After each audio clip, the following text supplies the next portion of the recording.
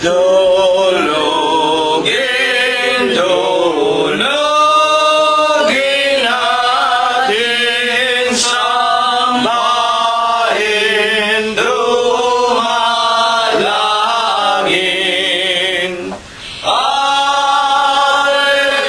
Alleluia, Alleluia,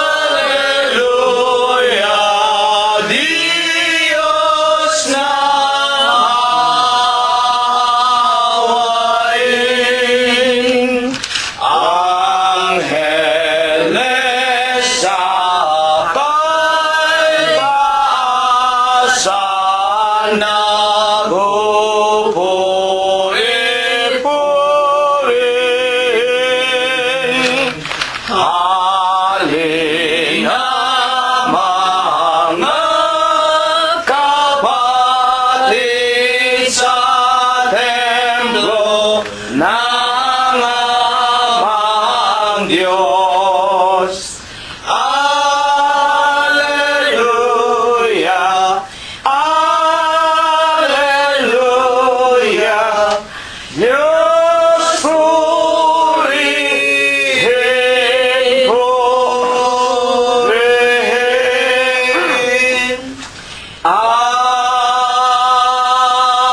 Amen. Purihin ninyo ang Panginoon. Purihin ninyo ang Panginoon mula sa mga langit. Purihin ninyo ang Diyos sa kanyang mga kaitaasan. Purihin ninyo siya, ninyong lahat niyang mga anghel. Purihin ninyo siya, buo niyang mga hukbo, mga hari sa lupa at lahat ng mga bayan, mga pangulo at lahat ng mga hukom sa lupa, mga binata at gayon din ng mga dalagang, mga matatanda at lahat ng mga bata. Purihin nila ang pangalan ng Panginoon, sapagkat ang kanyang pangalang mag-isa ay nabunyi, ang kanyang kalwalatian ay nasa itaas ng lupa at ng mga langit. Purihin natin ang pangalan ng Panginoon. Magsiawit tayo sa Diyos ng mga bagong awit at ng kanyang kapurihan sa kapisanan ng mga banal, sapagkat ang Diyos ay nalulugod sa kanyang bayan. Kanyang pagagandahin ang kaligtasan ng mga maamo. Purihin natin ang pangalan ng Panginoon. Purihin natin ang Diyos sa kanyang santuaryo. Purihin natin siya sa langit ng kanyang kapangyarihan. Purihin natin ang Diyos dahil sa kanyang mga makapangyarihang gawa. Purihin natin ang Panginoon ayon sa kanyang marilag na mga kadakilaan, at purihin ng lahat ng mga bagay na may hininga. Purihin nila ang pangalan ng Panginoon. Amen. Amen. Tayo po mga kapatid, magpapasimula na. Awitin po natin ang bilang 80 sa atin pong mga himnaryo. Sa paglaganap ng kasamaan sa ibabaw ng sanlibutan, ang mga tao'y nahilig naman sa lahat ng mga kasayawan. Kapatid ko, yung ihayag ang aral na magliligtas sa kasalanan ng lahat. Ito ang loob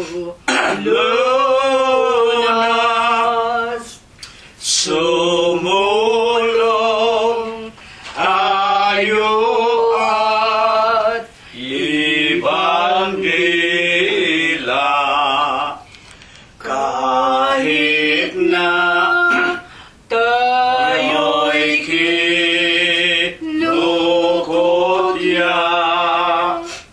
Aral ni Jesus ay iba dila sa lahat ng ito'y maunawa.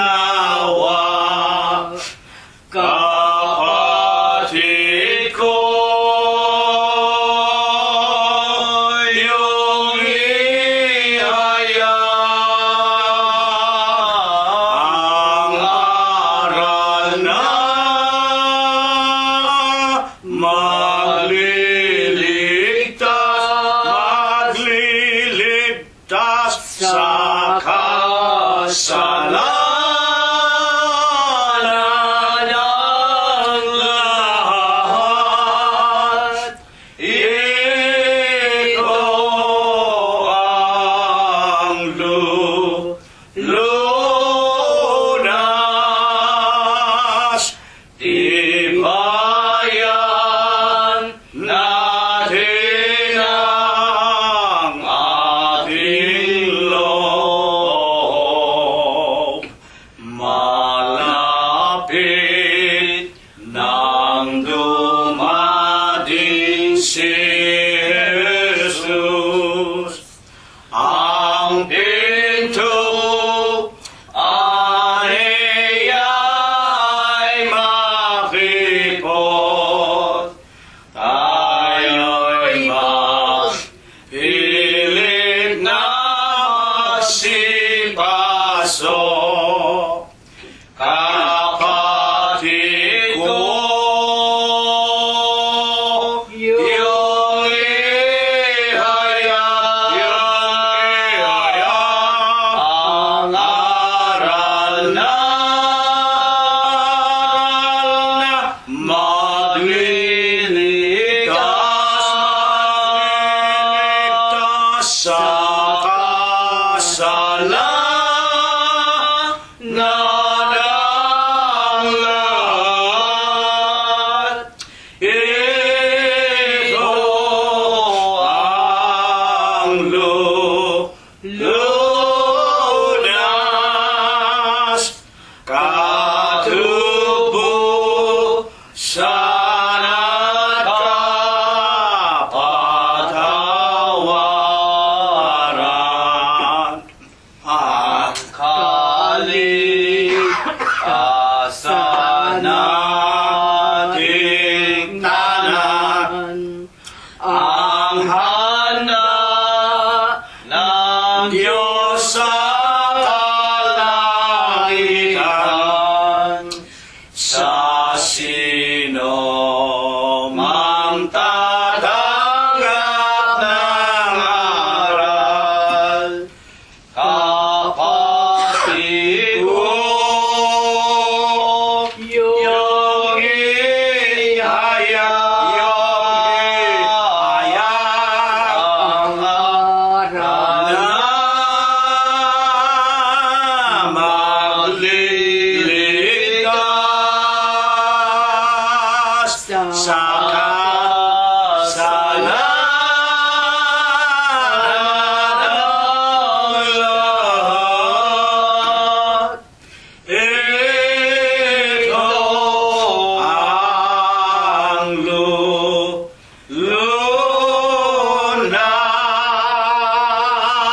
lunas. Atin pong patuloy na purihin, sambahin at luwalhatiin ang ating dakilang Diyos na buhay, na walang iba kung hindi ang ating Panginoong Heso Kristo. Numero 186 ang susunod po nating aawitin. Ang gabi lubhang malalim, araw ay malapit na, panahon ay nagbabahaya. Kapatid, gumising na, humanda kang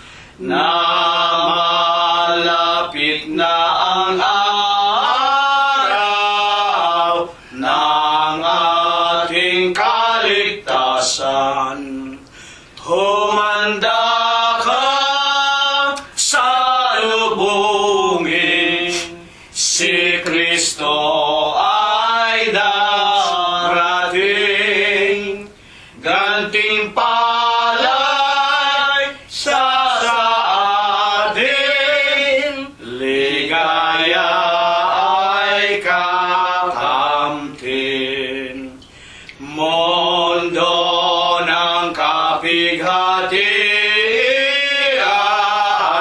malapit ng takasan. Pagdating ni Kristo man, paraiso'y kakamtan.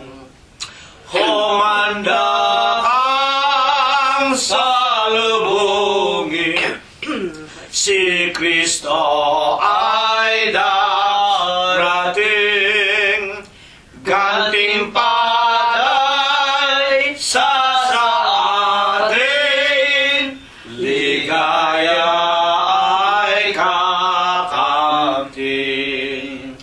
Kapatid ko, magbangon ka, iwan ang katamaran, samantalahin ang araw, sa gawang kabanalan.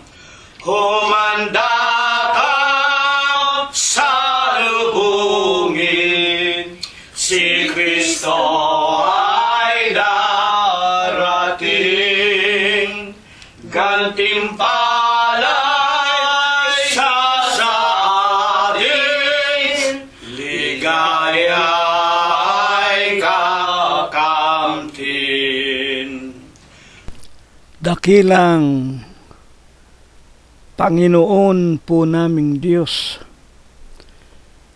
Amang banal na lubha ka pong kagalang-galang, Ikaw po ay Diyos na sadya ka pong kapita-pitagan, Nag-iisa ka pong Diyos na buhay, Ikaw po ang may-ari, ang lumalang ng lahat ng mga bagay, ang Diyos na pinakamakapangyarihan ka po sa lahat.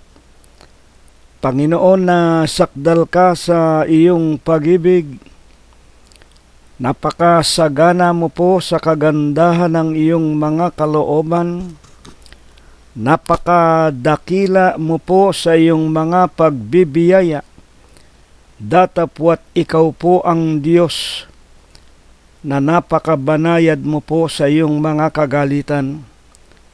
Amang banal na ikaw po ang nag-iisa at buhay na Diyos.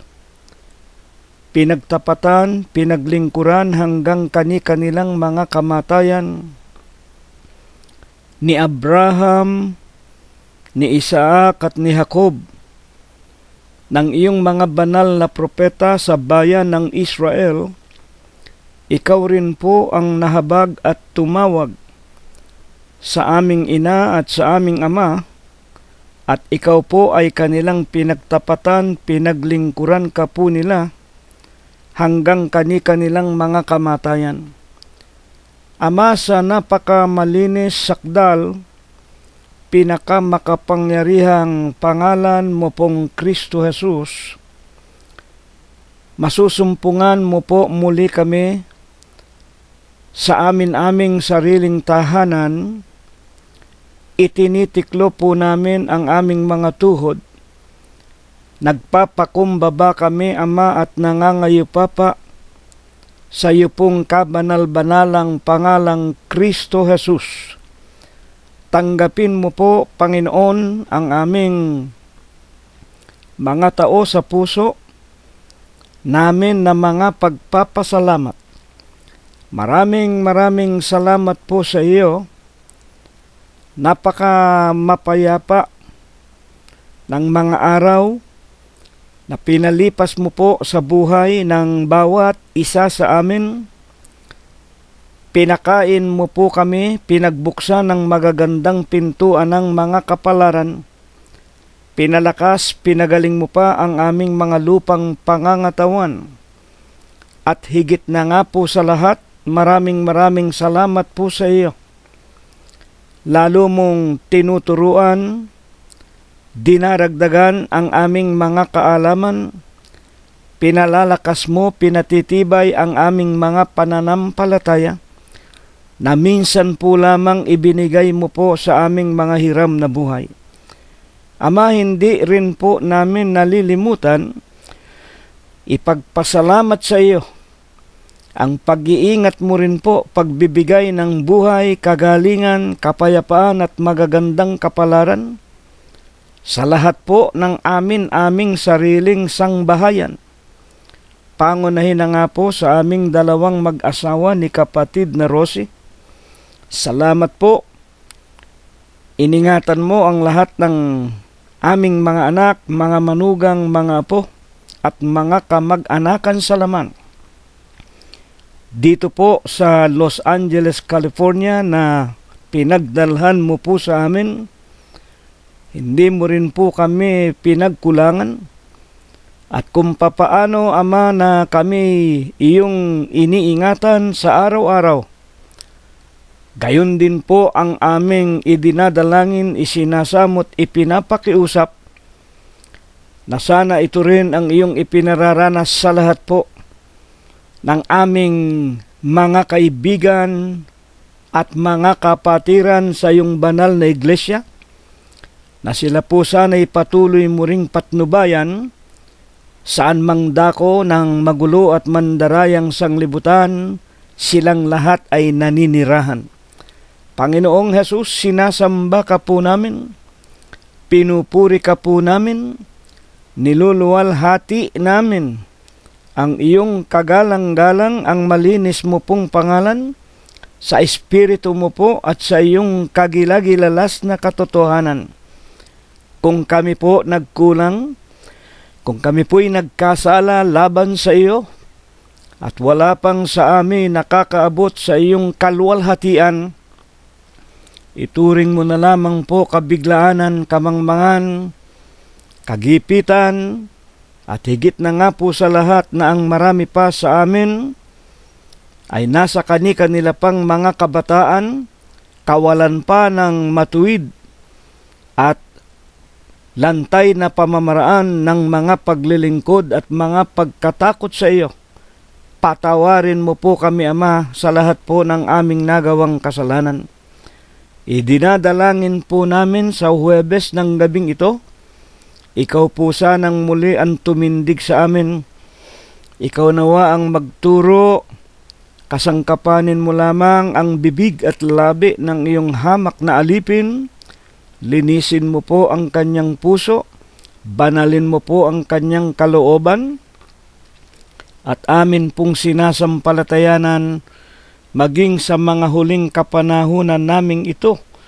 Ikaw po ang aming nag-iisang pastor, ang aming obispo, ang aming saserdote, ang aming guro, ang nag-iisa naming Panginoon at Diyos na tagapagligtas, na sa iyong mga kamay lamang namin ipinagtatagubilin at inaasahan ang lahat po ng iyong mga pagliligtas, ang iyong mga kapayapaan, ang iyong mga pag-iingat sa aming lahat, hanggang sa matamo namin ang ipinangangako mo pong buhay na walang hanggan. Amang banal, ang lahat po ng ito idinadalangin namin, isinasamot, ipinapakiusap, dinirinig mo po sa iyong banal na kaharian sa langit, at ito po ang iyong ipapatnubay, ito po ang iyong gagawin sa amin, at habang kami po'y nakikinig ng iyong mga banal na salita, dadalawin mo po kami sa aming mga tahanan, hihipuin mo po ang aming pangangatawan, pagagalingin mo po ang aming mga karamdaman, at ang patuloy na po na sa amin ay tumatanda sa araw-araw, bibigyan mo pa po kami, Ama, ng kagaling at kalakasan, hindi po upang gugulin sa kalikuan at kalayawan, masumpungan mong kami po'y naglilingkod sa iyo ng buong puso, buong lakas, buong isip at ng aming buong buhay. Lahat po ng ito, Panginoon, ipinapakiusap namin at idinadalangin sa tanging pangalan mo pong Kristo Jesus, magmula po ngayon, magpakai kailanman. Amen. At ngayon po, mga ginigiliw po naming mga tagapakinig. Una na nga, charity begins at home. Ihanda na po natin ang ating mga sariling sangbahayan. Tawagin na po natin ang ating mga kabiyak ng puso, mga anak, mga manugang, mga apo, mga kasangbahay. At ihanda na rin natin ang ating mga Biblia. At tayo po ay magpapasimula na sa gagawin po nating paglilingkod sa ating nag-iisa at buhay na Diyos na wala pong iba kung hindi ang ating Panginoong Hesukristo. Ang atin pong pinakapaksa sa Huwebes po ng gabing ito ay mula po sa aklat ng Ecclesiastes, Kapitulo 12, versikulo 10. Ito pong aklat ng Ecclesiastes ay mas kilala sa tawag na aklat ng mangangaral sapagkat ito po ay isinulat sa kalooban po ng Diyos ng isang banal na lalaki ng ating Panginoon Diyos na walang iba kung hindi si Haring Solomon, na siya po ang ikatatlo na naging hari sa bansa ng Israel. Ang atin pong pinakapaksa mula po sa pangkat 12 at talatang 10. Humanap ang mangangaral ng mga nakalulugod na salita at ng nasusulat na matuwid na mga salita ng katotohanan. At kahit na po ito ay kunin natin sa Bibliang Ingles sa original King James Version of 1611, Ecclesiastes chapter 12 and the verse is 10, the preacher soweth to find out acceptable words, and that which was written was upright, even words of truth. Gayon din po at wala pong pagkakaiba ang pagkakahanay ng mga pananalita. Na dito po mayroong tinutukoy na mangangaral, humahanap siya ng nakalulugod na mga salita. At yung mga salitang yaon nasusulat na matuwid. Ang ibig pong sabihin, yun po'y nakasulat na. At ang mga salitang ito ay salita ng katotohanan. Itong mga salita ng katotohanan na matutuwid na salita, nakakalugod po ito. Ito po ang hinahanap ng mangangaral. Upang ito po'y ating lubos na maliwanagan, sino po baga ang mangangaral na dito ay tinutukoy ng ating paksa? Buksan po natin ang pinakaitaas na bahagi, ang unang-unang talata, 1:1 ng Ecclesiastes. Ang mga salita ng mangangaral na anak ni David. Kilala po natin kung sino si Haring David. Si Haring David ang ikalawang naghari sa bansa ng Israel nang ang unang hari na si Saul ay lumiko ng landas. Hindi po sinunod ang utos ng Diyos, kaya po siya ay ibinigay sa kapahamakan at ang humalili nga po itong si Haring David. At ang mangangaral na tinutukoy dito sa 1:1 ng Ecclesiastes, ito po ang anak ni David na hari sa Jerusalem na humalili sa kanya sa makatwid si Haring Solomon. At si Haring Solomon, nang siya po ay uupo na sa pagkahari, ang Panginoon po ay nakipag-ugnayan sa kanya at sa kanya'y nagtanong kung ano ang kanyang ibig na ibigay ng Diyos sa kanya bilang kasunod na hari o ng kanyang ama. At ito po ang sumunod na nangyari. Tignan po natin kung ano ang hiniling ni Solomon. Unang Hari 3:7 hanggang 11. Basahin po natin. At ngayon, O Panginoon kong Diyos, iyong ginawang hari ang iyong lingkod na kahalili ni David na aking ama. At ako'y isang bata lamang. Hindi ko nalalaman ang paglulumabas at pumasok. Ang ibig tukuyin dito ni Haring Solomon, nang siya po ay tawagin bilang ikatatlong hari kasunod ni David, siya po ay talagang bata pa. At wala pa siyang kamuwangan kung paano ang pamamahala ng bayan. Wala akong nalalaman kung paano ang paglulumabas at paano ang pumasok. Ibig sabihin po, ang pamamahala. At ang iyong lingkod ay nasa gitna ng iyong bayan na iyong pinili. At ang iyong bayan ay isang malaking bayan na hindi mabibilang o matuturingan man dahil sa karamihan. Bigyan mo nga, ito po ang hiniling ni Solomon. Bigyan mo nga ang iyong lingkod ng isang matalinong puso upang humatol sa iyong bayan, upang aking makilala ang mabuti at ang masama, sapagkat sino ang makakahatol dito sa iyong malaking bayan? Ang lalaking si Solomon, nang siya po'y tanungin ng Diyos, ikaw na ngayon ang magiging hari. Ano ang ibig mo na ibigay ko sa iyo? Ang hiningi po ni Solomon, bigyan mo ako ng isang matalinong puso para ako'y makahatol ng buong katwiran sa iyong bayan na napakalaki. At sa 3:10 ng Ecclesiastes din po, at ang pangungusap ay nakalugod sa Panginoon, na hiningi ni Solomon ang bagay na ito. At sinabi ng Diyos sa kanya, sapagkat iyong hiningi ang bagay na ito, at hindi mo hiningi sa iyo ang mahabang buhay, o hiningi mo man sa iyo ang mga kayamanan, o hiningi mo man ang bagay ng ang buhay ng iyong mga kaaway, kung hindi hiningi mo sa iyo ang katalinuhan upang kumilala ng kahatulan, aking ginawa ayon sa iyong sinalita.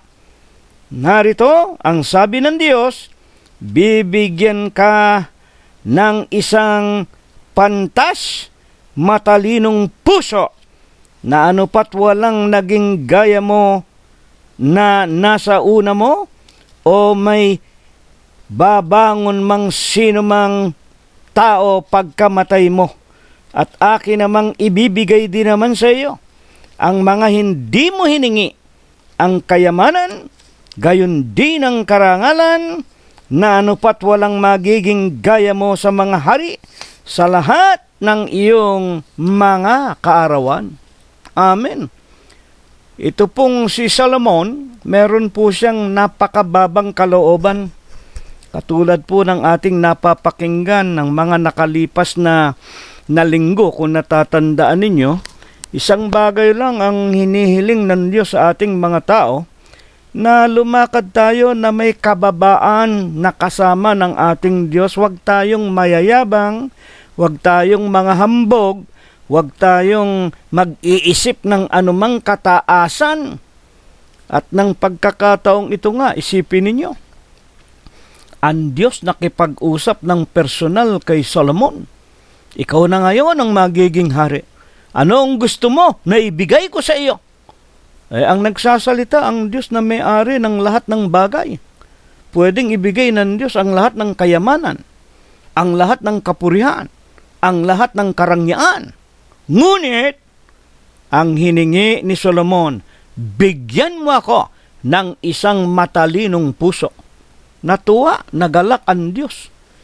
Siguro kung sa huling panahong ito, ang Diyos makikipag-usap sa tao. Halimbawa, makikipag-usap sa mga inihalal na presidente, senador, kongresista, ay hihiling kagad itong mga politikong ito na bigyan mo ako ng bilyon, bigyan mo ako ng bilyon. Hindi na nga tinatanong kung ano ang gugustuhin Sila na nagpapasya Ninanakaw na nila ang kabangyaman ng kanilang sariling bayan. Kaya ang nangyayari sa mga bansa at mga bayan, patuloy sa paghihirap, ang mga tao na nagbabayad ng buwis, hirap na sa katatrabaho, bigay ng buwis, ito namang mga hari.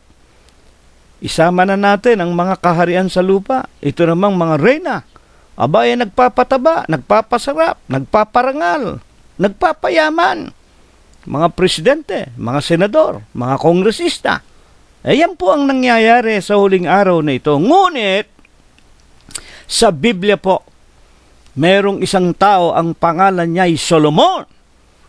Hindi po humingi ng anumang bagay maliban sa katalinuhan, sa kagalakan ng Diyos sa kanya, pati yung hindi niya hiningi. Pati ang kayamanan, pati ang kapurihan at karangalan.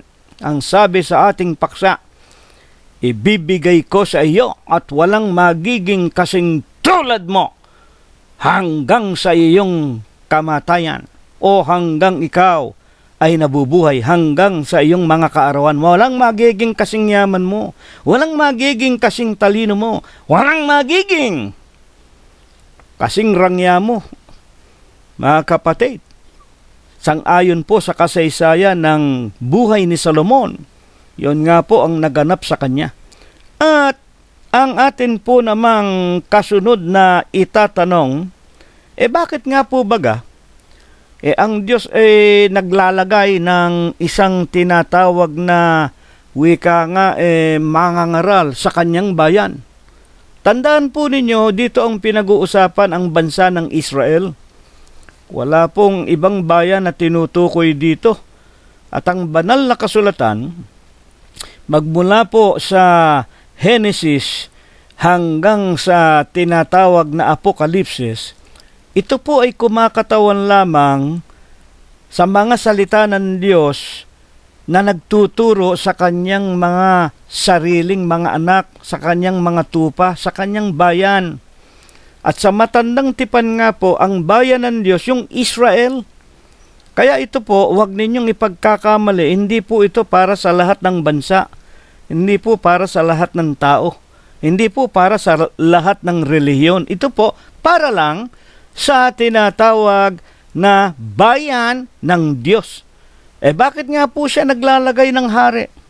Bakit siya naglalagay ng mangangaral? Bakit siya naglalagay ng isang tinatawag na mga lalaking pantas matalino katulad ni Solomon? Ezekiel Kapitulo 3, versikulo 17. Anak ng tao, ginawa kitang bantay sa sangbahayan ni Israel. Ito po. Namnamin ninyo yung talata, ginawa kitang bantay sa sangbahayan ni Israel. At ito'y nung kapanahonan na ni Propeta Ezekiel. Siya po'y ginawang bantay. Siya po'y isang propeta. At nang nangaunang kapanahonan nga na panahon ni Solomon, na naging ikatatlong hari ng Israel, si Solomon po siya ang bantay ng Diyos sa bayan ng Israel. Ginawa kitang bantay sa makatwid. Ang mga pangunahing mga lalaki, maging mga propeta, kapag sila ay itinatayo ng Diyos sa gitna ng Israel, kamukha ni Moses, sila po ang bantay. Pag binabanggit yung salitang bantay, protector, tagapag-ingat. Yan ang tinatawag natin na tagapagpayapa, peace officers. Sana po ay inyong unawain ang ating paksa. Kaya't pakinggan mo, 3:17, anak ng tao, pakinggan mo ang salita sa aking bibig at ipanguna mo sa kanila sa ganang akin. Na kung liliwanagin, yung mga bantay ng Diyos, sila po ang tagapagsalita ng Diyos sa kanyang mga anak. Sila ang tinatawag na speaker. Sila ang tinatawag na sugo ng Diyos nung panahon ng matandang tipan. Sapagkat ang Diyos, ang wika sa uno-uno ng Ebreo, ang Diyos na nakipag-usap sa ating mga magulang ng ibang panahon, sa iba't ibang panahon, ang Diyos na nagsalita sa ating mga magulang sa pamamagitan ng mga propeta sa iba't ibang paraan at sa iba't ibang panahon. Ang pinag-uusapan po natin ngayon ay yung panahon ng matandang tipan. Noon nga po ang bantay ng Diyos. Una na nga po, yung mga inihalal na hari nang humingi na sila ng sariling hari, nang sila ay lumawig na, yumabong na sa bilang sa lupain na binubukala ng pulot at ng gata. Kung natatandaan ninyo ang ating kasaysayan ng mga nakalipas nating pag-aaral, ang mga Israelita nainggit sa mga karatig kaharian at sila ay humingi kay Samuel na bigyan sila ng hari. At noon, ang tagapamagitan ng Panginoon Diyos sa kanyang bansa na tagapagdala ng kanyang salita ay si Propeta Samuel. Ngunit ang ating pag-aaral sa Huwebes po ng gabing ito, ang mga mangangaral, binibigyan ng Diyos ng matalinong puso. Katulad nga po ni Solomon. Natatandaan ninyo ang kasaysayan ng kanyang paghahari na may dalawang babae na iniharap sa kanyang hukuman, pinag-aawayan yung isang bata, yung isang bagong panganak na bata na nag-aawa yung mag-ina. Ang sabi nung isa ninakaw ika yung katabi kong iyan nang ako'y natutulog sapagkat siya'y walang anak at naiinggit. Ang inihatol ni Haring Solomon, kunin ninyo sa harap ko, dalhin ninyo sa akin ang bata, bigyan ninyo ako ng tabak. Hatiin natin para wag mag-away ang dalawang babaeng ito. At yung tunay na ina, mga magulang, alam natin ang kasaysayan, hindi ko na babasahin, umiyak sa harap ni Solomon, humingi ng tinatawag na kaawaan na wag nang patayin ang bata, ibigay na lang doon sa nagrereklamo para wag mamatay ang bata. At sa ginawang yaon ng babae, ang hatol ni Solomon, ang babaeng ito ang tunay na ina. At ikaw na masamang babae, hindi ikaw ay isang sinungaling. Yan ang tinatawag na katwiran, na ito ang sinasabi ng ating paksa. Ang mangangaral, humahanap ng mabubuting salita at nakakalugod na nasusulat.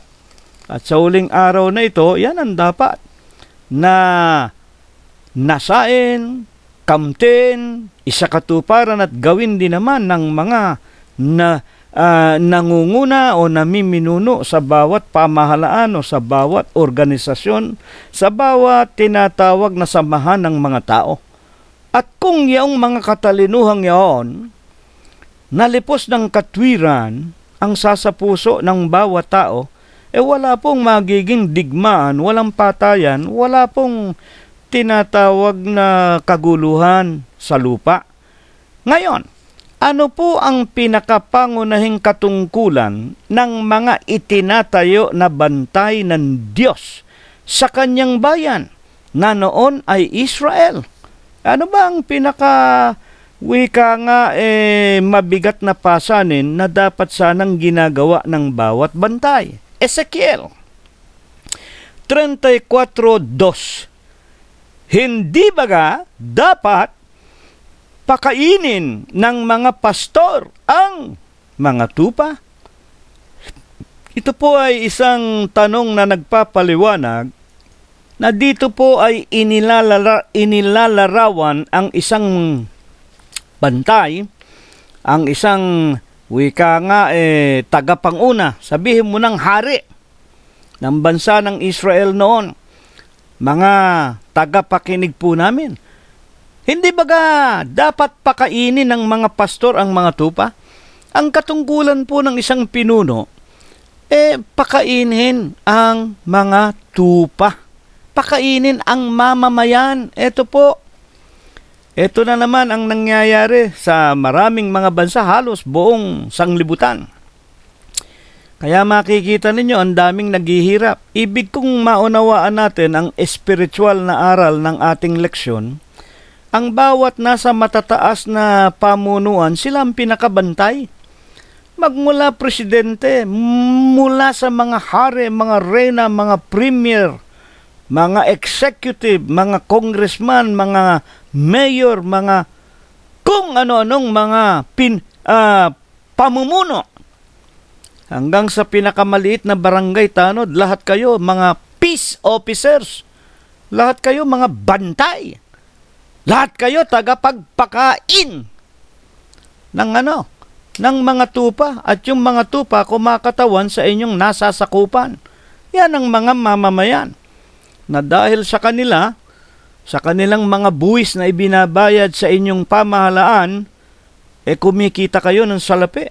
Hindi baga dapat pakainin ng mga pastor ang mga tupa? At ang bawat peace officer, sila ay itinutulad sa mga pastor, shepherd, mga tagapakinig.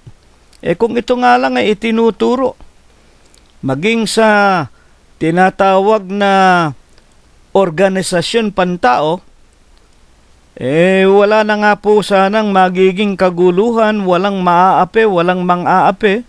Ang lahat ay mabubusog sapagkat susundin ng lahat ng tagapanguna ang utos ng Diyos. Nangyayari nga po kung sino pa yung mga leader ng reliyon, sila ang mga magnanakaw. Kung sino pa yung mga presidente, senador, kongresista sa mga gobyerno, sila pa ang mandurugas. O sila pa ang mga plunderers. Kaya yan ang nangyayari. Puro gutom. Ang lahat. Naghihirap sapagkat sinisipsip, ninanakaw ng mga nasa matataas na katungkulan na hindi nila nalalaman, sila'y itinutulad sa mga pastor na tagapagpakain, tagapag-ingat. Tunay ba yan? Ano pa ang kanilang katungkulan? 34:4 ng Ezekiel. Hindi ninyo pinalakas ang payat, ayan po, o inyo mang pinagaling ang may sakit. Yan. Yung mga pastor, yung mga pinuno, sila rin ang tagapag-ingat ng kalusugan ng mga tupa o ng mga mamamayan. O inyo mang tinalian ang mga may bali, o inyo mang ibinalik ang iniligaw, o inyo mang hinanap ang nawala, kundi inyong pinagpupuno ang may karahasan at may kahigpitan, at sila'y nangalat dahil sa walang pastor, at sila'y naging pagkain sa lahat ng hayop sa parang, at sila ay nangalat. Hindi ninyo pinagaling, hindi ninyo tinalian ang mga may bali, hindi ninyo hinanap ang nangawala. Sila'y tulad sa mga tupa na walang pastor, kaya sila nagsipangalat. O hindi ba yan ang nangyayari sa ating inang bayang Pilipinas?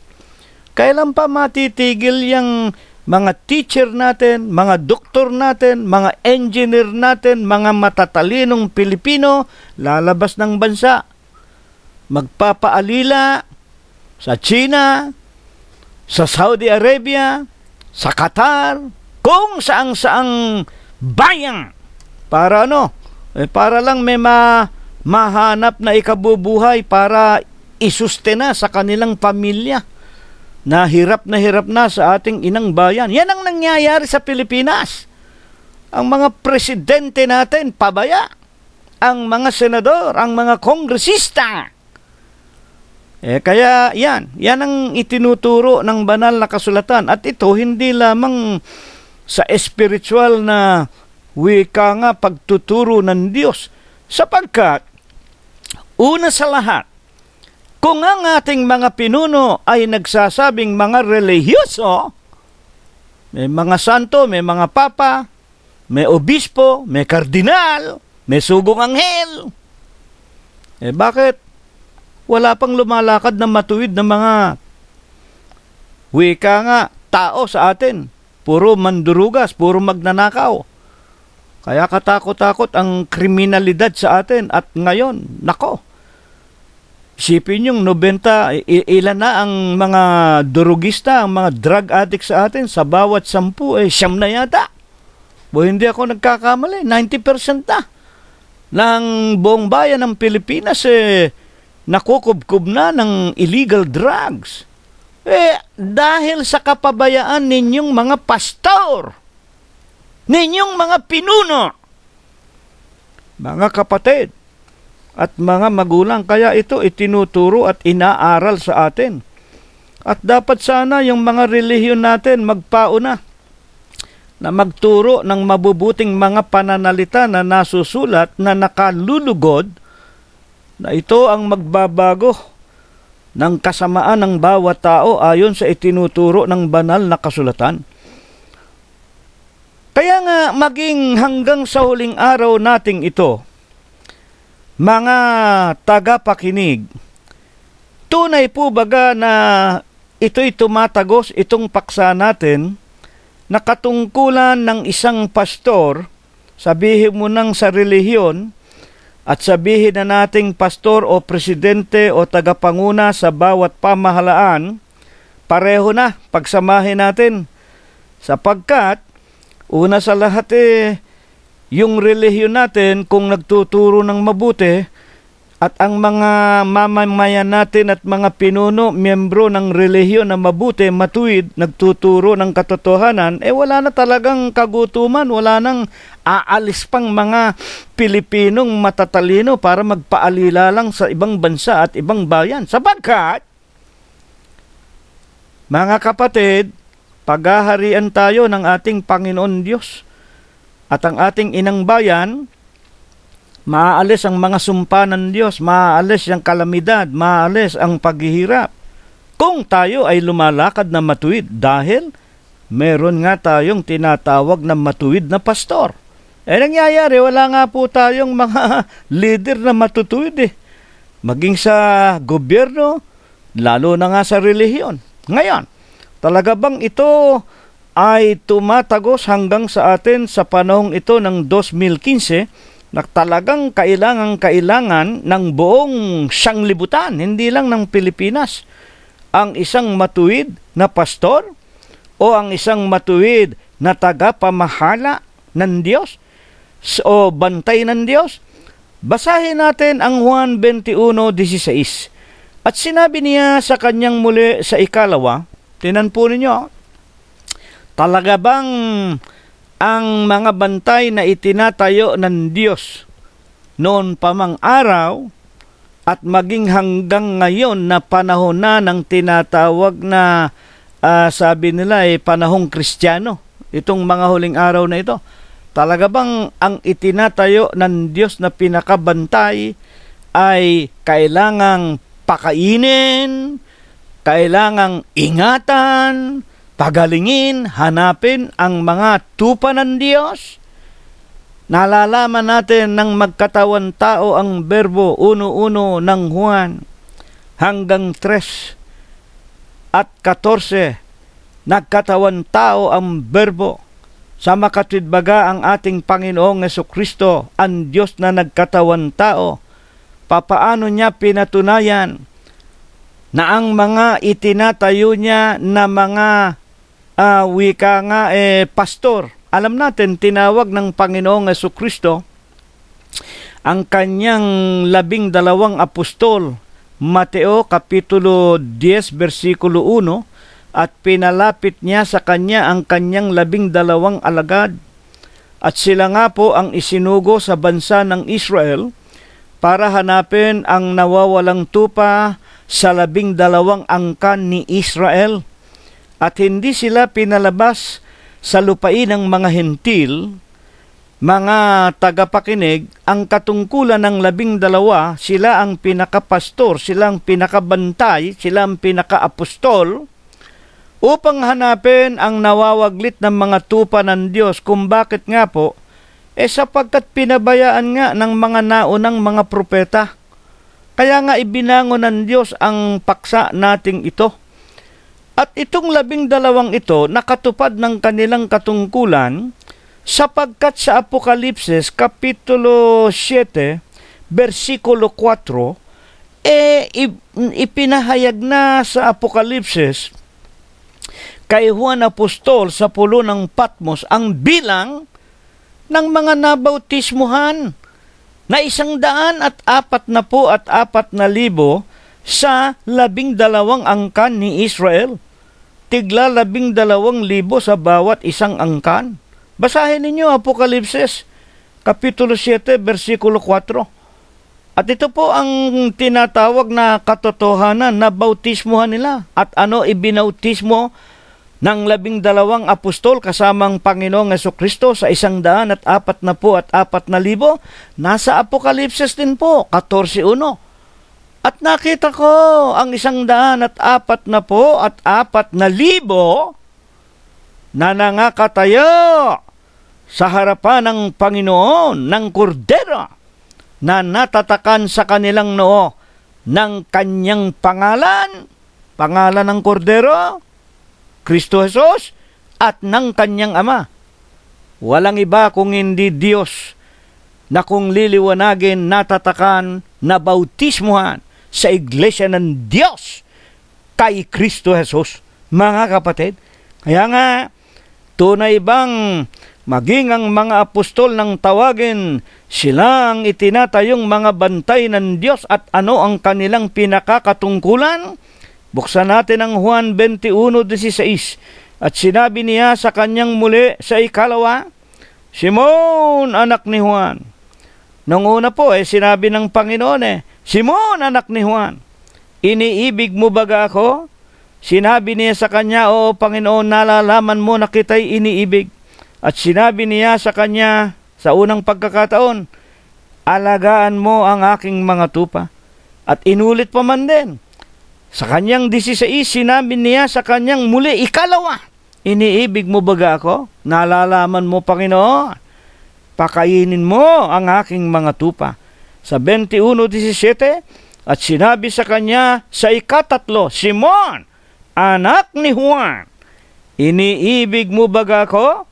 Nalumbay si Pedro, sapagkat sa kanya'y sinabing makaitlo, iniibig mo baga ako? At sinabi niya sa kanya, Panginoon, nalalaman mo ang lahat ng mga bagay, nalalaman mo na kita'y iniibig.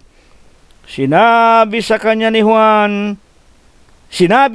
ni Jesus, pakainin mo ang aking mga tupa. Amen. Ito po'y nagpapatunay na maging ang mga apostol, wala po silang iniwanan sa mga naunang propeta. Wala po silang ipinagkaiba sa mga hari na itinayo ng Diyos sa Israel magmula kay Saul, kay David at kay Solomon.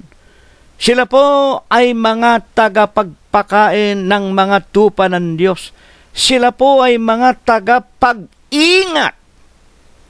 Sila po ang tagahanap. Sila ang tagapaghusay. Sila ang tagapagpagaling ng tinatawag na mga tupa ng Diyos na kung ihahambing po sa huling araw na ito, maging sa gobyerno at sa relihiyon, ang mga nasa matataas na katungkulan, sila ang mga taga-wika nga pag-ingat ng mga mamamayan. Sapagkat lahat naman ng mamamayan, nilalang at pag-aari ng Diyos. Mga tagapakinig at dapat kilalanin ng mga tagapamahala na mga tupa sila ng Diyos na dapat pakaingatan at pakamahalin. Ngayon, sangayon po sa ating mga pag-aaral pa man din, gaano kahalaga para sa Panginoon Diyos ang kanyang mga nilalang na mga tao? Gaano kahalaga sa Diyos? Diretsuhin na natin ang pananalita. Ang kanyang mga tupa. Na ang mga tupa ng Diyos noong unang panahon, sangayon po sa matandang tipan, yung mga Israelita. Hindi po lahat ng tao nung araw tupa ng Diyos. Ang lahat ng tao, nilalang ng Diyos, pero hindi lahat ng tao ay anak ng Diyos. Hindi ang lahat ng tao iniingatan ng Diyos. Hindi ang lahat ng tao ay pinoprotektahan ng Diyos. Meron pong anak ng katampalasanan, meron pong anak ng kadiliman, meron pong mga anak ng kalikuan. At sa 8:44, may anak si Satanas. Paano kayong mga protestante na nagsasabing lahat ng tao ililigtas ng Diyos sa ikalawang pagparito? Kung ang maraming mga tao mga anak ng demonyo, na ang ibig lamang sabihin, mga antikristo. Basahin ninyo 8:44 ng San Juan, kayo'y sa inyong amang diablo. Ang ibig ng tatay ninyo, ang gawin ninyo, ang nais ninyong gawin, siya'y sinungaling sa pulpa ng una. At kung anak ng demonyo tayo, ang diablo ipupukol sa dagat-dagatang nagniningas na apoy at asupre. 21:8 ng Apokalipsis. Magbasa kayo, mga kapatid. Gaano kahalaga sa Diyos ang kanyang mga tupa noong unang panahon? Ang bansa ng Israel, gaano kahalaga sa kanya? At sa huling araw na ito, basahin po natin, San Juan 17:9. Idinadalangin ko sila, ang nagsasalita ang Panginoong Jesucristo, at ang tagpong ito ang huling panalangin, bago po ang Panginoong Jesus ay damputin. Ito po ay sa halamanan ng Getsemani. 17:9, ipinakikilala kung gaano kahalaga yung mga tunay na tupa, yung mga tunay na anak ng Diyos. At ng pagkakataong ito, malapit na ngang hulihin ang Panginoong Jesucristo, damputin sapagkat ipinagkanulo na siya ni Judas Iscariote, kaya siya po ay nanalangin na ng kanyang huling panalangin. Tingnan ninyo kung gaano kahalaga sa Panginoon ang mga tupa ng Diyos. Idinadalangin ko sila, San Juan 17:9, hindi ang sanglibutan ang idinadalangin ko, kundi yaong mga sa akin ay ibinigay mo, sapagkat sila'y iyo, at ang lahat ng mga bagay ay iyo. Ang mga iyo ay akin, ako ay lumuluwalhati sa kanila. Kung bakit nga po sinasabi rito ng Panginoong Jesucristo, idinadalangin ko sila, hindi yung mga nasa labas ng iyong bayan ang idinadalangin ko, hindi yung sanglibutan. Sa makatwid dito, napakahalaga ng mga tupa ng Diyos. At sino itong mga tupa ng Diyos? Ito ang mga ibinigay mo sa akin, ako'y lumuluwalhati sa kanila, at sila ay sa iyo, ang wika ng Panginoon. Bakit nga sinasabi ng Panginoon, binigay mo sa akin, sila ay sa iyo, sa akin? Sapagkat sa San Juan, Kapitulo 10, versikulo 30, ako at ang Ama ay iisa. At sa 8:24 at 27 ng San Juan din, mamamatay tayo sa ating kasalanan kapag hindi tayo sumampalataya na siya nga ang Ama. 8:27, they understood not that Jesus spake to them of the Father. Na kung liliwanagin, mga kapatid at mga magulang, sa kanya ring sarili, idinadalangin ng ating Panginoong Jesucristo yung kanyang mga tupa na maiiwan. Maiiwan na niya sa sanglibutan sapagkat papanik na siya sa kanyang pinanggalingan bilang espiritu. Mga tagapakinig. Kaya nga sa 17:10, ang lahat ng mga bagay ay iyo at ang mga iyo ay akin. Ayan. Ako at ang Ama ay isa. At ako'y lumuluwalhati sa kanila. Sa 17:11 hanggang 12. Wala na ako sa sanglibutan. Ang mga ito nasa sanglibutan, maiiwan ko. Ako'y paririyan sa iyo, Amang Banal. Ingatan mo sila sa iyong pangalan, sa pangalan mo. Ano ba pangalan ng Ama? Deus, Diyos. Yung mga ibinigay mo sa akin upang sila'y maging isa na gaya. Di naman natin. Iisa pala. Iisa pala ang Diyos at ang Ama. At kung tayo ay mananatiling sa Kanya, ay magiging kaisa tayo ng Diyos. 17:12. Samantalang ako'y sumasa kanila, iningatan ko sila sa iyong pangalan. Yaong mga ibinigay mo sa akin, sila'y binantayan ko. Ayan. At isa man sa kanila walang napahamak. kung hindi ang anak ng kapahamakan upang matupad ang mga kasulatan. Yung anak ng katampalasanan, yun nga po si Judas Iscariote. Pero ang lahat ng mga tupa na ibinigay sa kanya ng Ama, iningatan sa pangalan ng Ama at sa kanyang pangalan na Kristo Jesus. Sa makatwid baga, ang iglesia ng Diyos kay Kristo Jesus walang napahamak sa kanila. Sa makatwid ipinakikilala, wala pong pinakamahalaga sa ating Diyos, maging nang siya'y magkatawan tao, walang pinakamahalaga sa Panginoong Jesucristo, kundi ang kanyang mga tupa na kanyang iningatan sa pangalan ng Ama at sa pangalan ng ating Panginoong Jesucristo. Ngayon ang ating huling katanungan, sino po baga naman, kapatid na Gonzales, ang pinakabayan ng Diyos sa huling araw na ito, ang pinaka-Israel sa huling araw na ito? At sino po ang pastor na kanyang itinayo sa kanyang bayan sa huling araw para ingatan sila, para hanapin sila, para pakainin sila, para patnubayan sila? Basahin po natin ang itinuturo ng mga banal na kasulatan.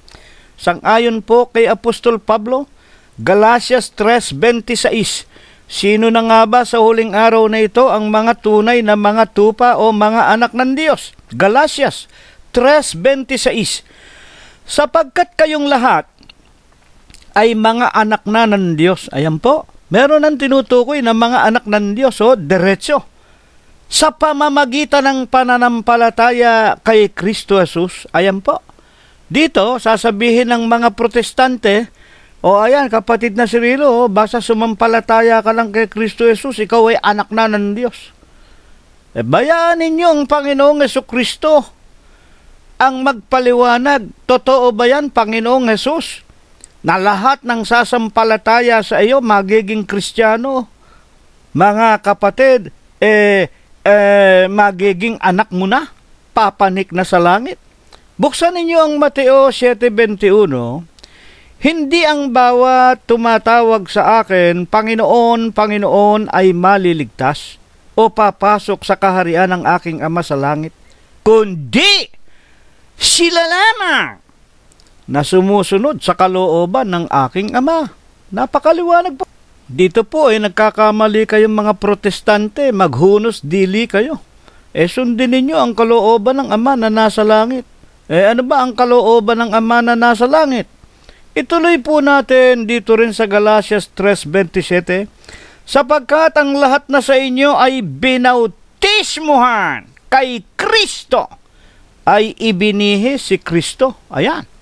Hindi ba kapatid na Cirilo, kami mga protestante, pag nagbibinyag kami, pag nagbabautismo kami, sa pangalan ng Ama, ng Anak at ng Espiritu Santo, yan po ang pag-aakala ng mga protestante.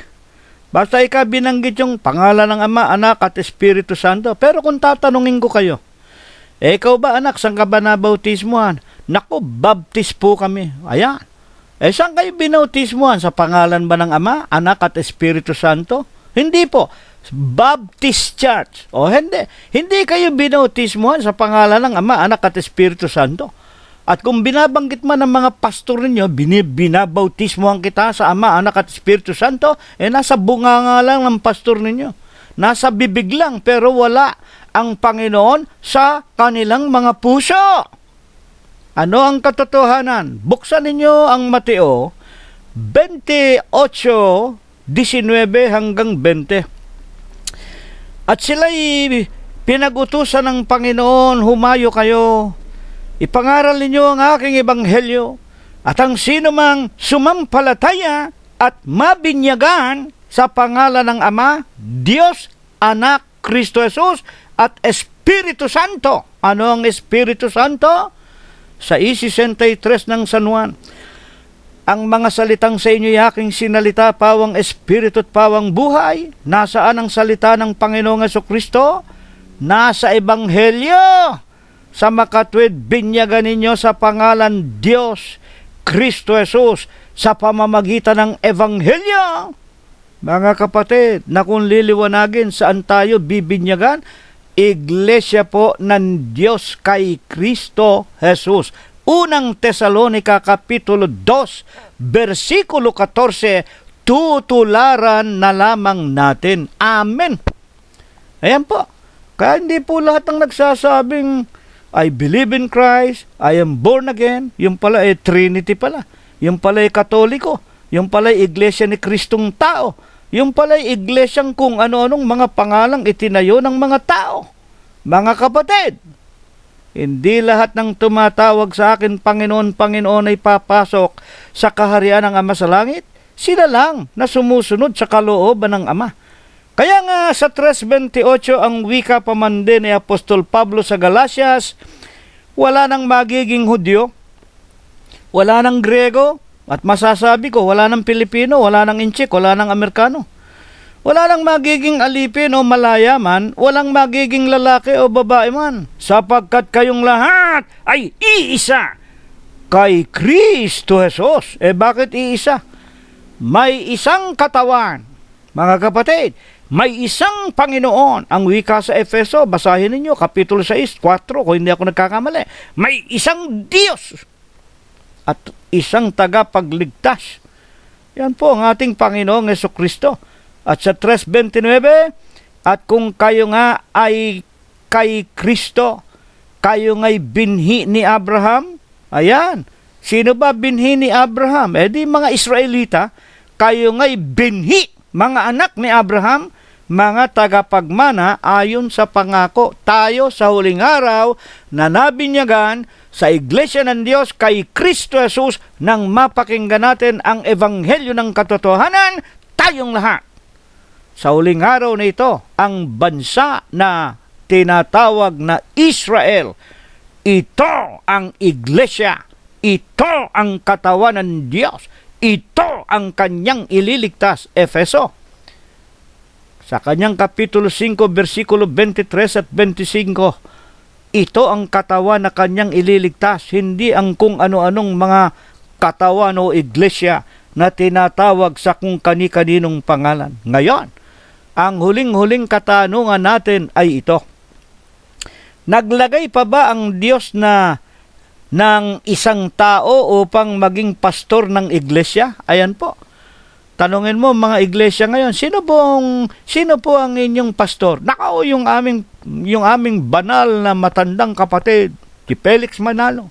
Sino po ang obispo ninyo? Ayon pong diksyonaryo ng Biblia, si Eli Soriano. O sino po ang tagapanguna ninyo? Naku, yung Papa sa Roma, Vicarius Filii Dei. Tinamaan ng sinalibad na. Lahat ng kapurihan, binibigay ninyo sa mga leader ninyo. Pagkatapos, ang Panginoong Jesucristong itinuturo ninyo, anak lang ng kalpintero. Mga magulang, mas mayaman pa kayo kaysa kay Kristo. Mga magulang at mga kapatid. Hindi ba kayo nag-iisip? Hindi ba ninyo nalalaman na ang kapurihan, ang karangalan, ang kaluwalhatian nauuko lamang sa Diyos? At hindi ba itinuturo sa inyo ng inyong mga leader na mga obispo, mga pastor, mga pare ninyo na ang Kristo ay hindi namatay? At hanggang ngayon siya ang ating pastor, obispo, saserdote ng ating mga kaluluwa. Mga tagapakinig namin, ano ang katunayan? Kung sino nga ang pinakapastor at obispo na dapat nating panumbalikan sa huling araw na ito.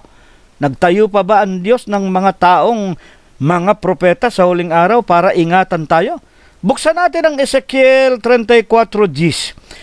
Ganito ang sabi ng Panginoon Diyos, narito, ako'y laban sa mga pastor at aking aalisin ang aking mga tupa sa kanilang kamay.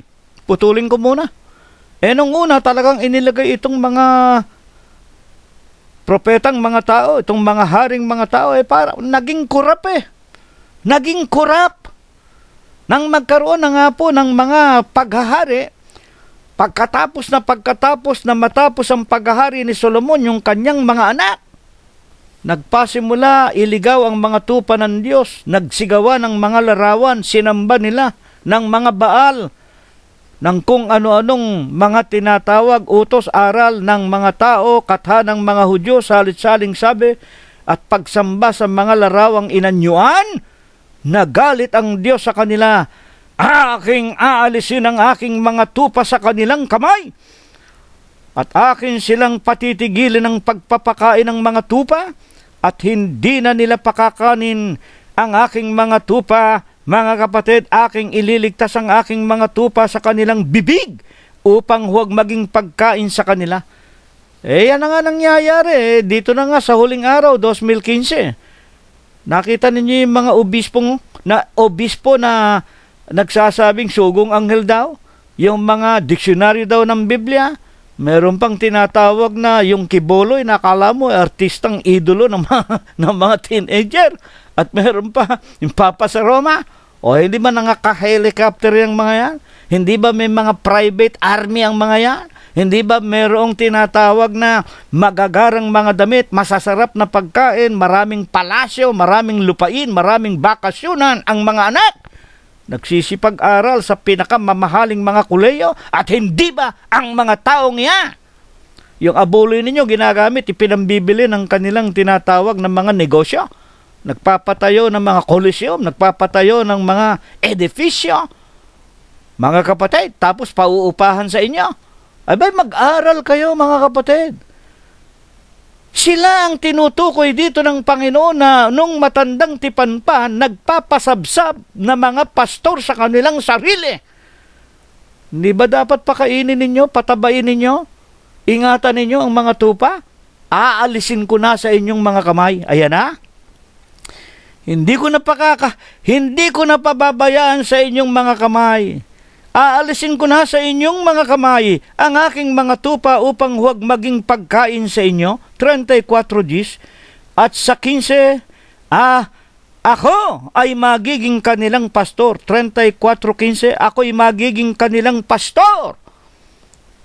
At aking pahihigain sila, sabi ng Panginoon Diyos. 16, aking hahanapin ang nawala, ibabalik ang iniligaw, tatalian ang nabalian, palalakasin ang mga may sakit, ngunit aking titipunin ang mataba at malakas, aking pakakanin sila sa katwiran. Eto na, ayaw na po ng Diyos.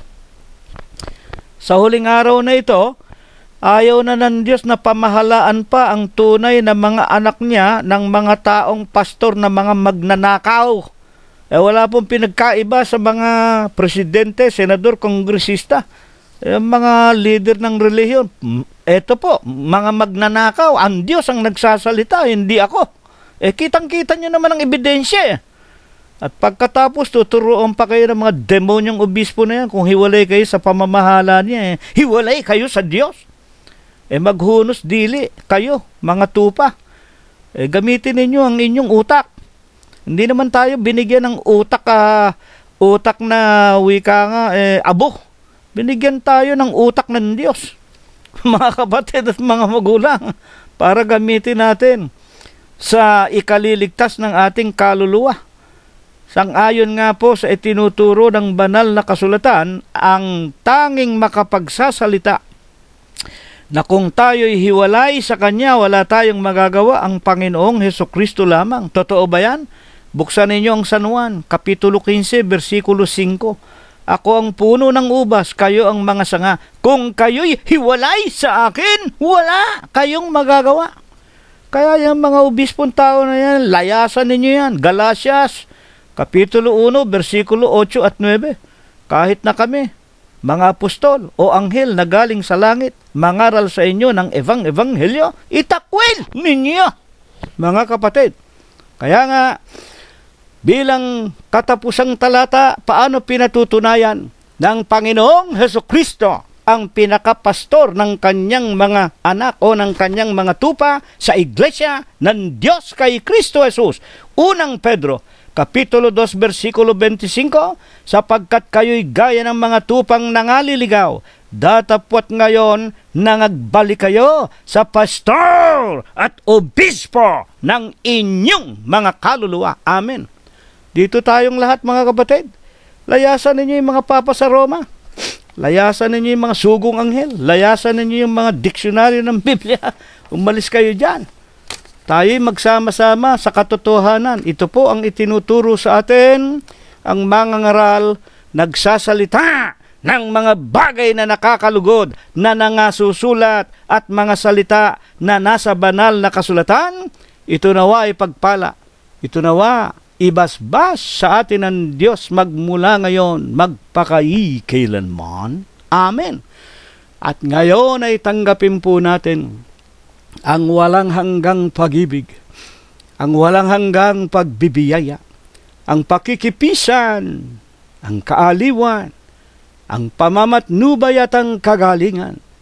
Gayon din ang hindi maulatang banal na biyaya, basbas at bendisyon, pagliligtas at pagpapagaling ng kanyang banal na espiritu. Ito nawa ang kanyang ibasbas at ibendisyon sa ating lahat, magmula ngayon, magpakailanman. Amen. Kapayapaan ang sumaatin, mga kapatid. Purihin ang pangalan ng Panginoong Jesucristo hanggang sa darating na linggo po, kung tayo po ay binubuhay pa. Maraming salamat po sa inyong lahat.